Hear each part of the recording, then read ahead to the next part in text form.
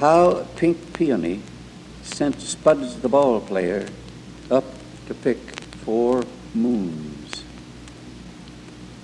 Early one summer evening, the moon was hanging in the treetops, and there was a lisp of leaves, and the soft shine of the moon sifting down seemed to have something to say to the lisp of the leaves. The girl named Blixie Bimber came that particular summer evening to the corner where the potato-faced blind man sat with his accordion. She came walking slow and thoughtful to where he was sitting in the evening shadows.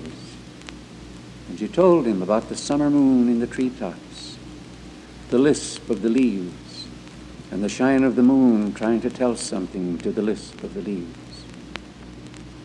The old man leaned back, fumbled the keys of his accordion, and said it loosened up things he remembered far back. On an evening like this, the old man murmured, every tree has a moon all of its own for itself. If you climb up in 1,000 trees this evening, you can pick 1,000 moons. You remind me tonight about secrets swimming deep in me.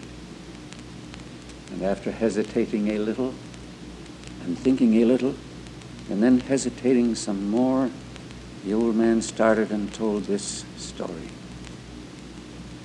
There was a girl I used to know one time named Pink Peony. She was a girl with cheeks and lips the peonies talked about.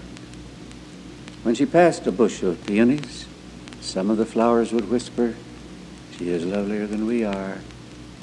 And the other peonies would answer in a whisper, it must be so. It must be so. Now there was a ball player named Spuds, came one night to take her riding, out to a valley where the peacocks always cry before it rains, where the frogs always gamble with golden dice after midnight.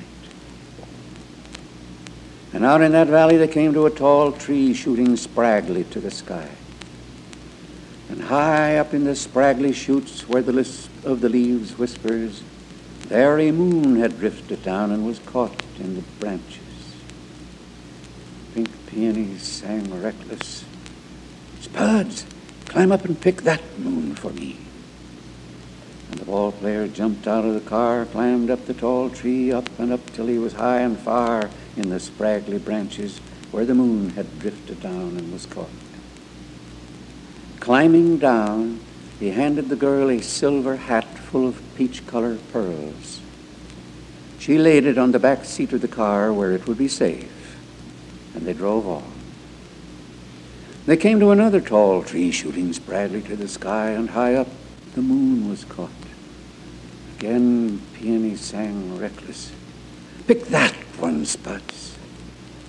And when he came climbing down, he handed her a circle of gold with a blood-color autumn leaf. And they put it on the back seat of the car where it would be safe. Then they drove on.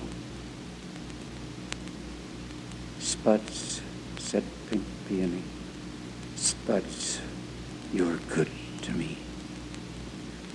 And he had climbed another tree, shooting spraggly high in the sky, and came down with a brass pansy sprinkled with 2 rainbows.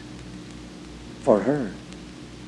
She put it on the back seat where it would be safe, and they drove on. One time more, Spuds climbed up and came down with what he picked, up where the moon was caught in the high, spraggly branches, saying to her, an Egyptian collar frozen in diamond cobwebs for you. And she said, reckless with a look into his eyes, oh, you're a dear, Spuds, you're a dear. She laid the Egyptian collar frozen in diamond cobwebs on the back seat of the car where it would be safe, and they drove on. They listened a while, they stopped the car and listened a longer while to the frogs gambling with golden dice after midnight. And when at last they heard the peacocks crying, they knew it was going to rain, so they drove home. And while the peacocks were crying, and just before they started home, they looked in the back seat of the car at the silver hat full of peach-colored pearls, the circle of gold with a blood-color autumn leaf, the brass pansy sprinkled with 2 rainbows, the Egyptian collar frozen in diamond cobwebs. Driving home, the spray of a violet dawn was on the east sky, and it was nearly daylight when they drove up to the front door of Pink Peony's home. She ran into the house to get a basket to carry the presents in. She came running out of the house with a basket to carry the presents in. She looked in the back seat. She felt with her hands and fingers all over the back seat. In that back seat she could find only 4 oranges. They opened the oranges and found in each orange a yellow silk handkerchief. Yes, as they opened the oranges, in each orange they found a yellow silk handkerchief. And today, if you go to the house where Pink Peony and Spuds are living together, you will find 4 children playing there, each with a yellow silk handkerchief tied around the neck in a mystic slip knot. Each child has a moon face and a moon name.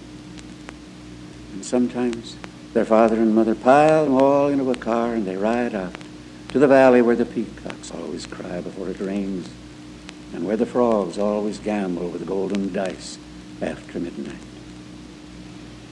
And what they look longest at is a summer moon hanging in the treetops.